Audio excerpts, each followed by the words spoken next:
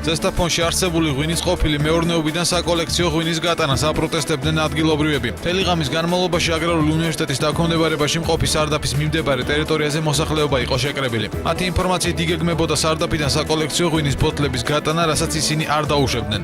ადგილობრივები აცხადებენ, რომ ღვინის ენოთეკა კულტურული მემკვიდრეობა და ის ზესტაფონში უნდა დარჩეს. ეს უნიკალური ტერიტორია ბატონ ბენდუქიძეს კაცმა, რომელმაც კაპიკებში შეიძინა აგრარული უნივერსიტეტი.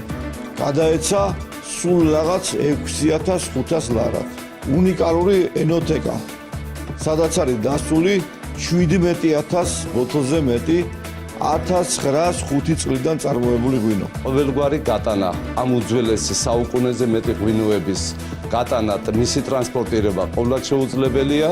ეს არის ამ ქალაქის, ამ დასავლეთ საქართველოს კუთვნილება და სიმდიდრე, უნდა დარჩეს ზესტაფონში.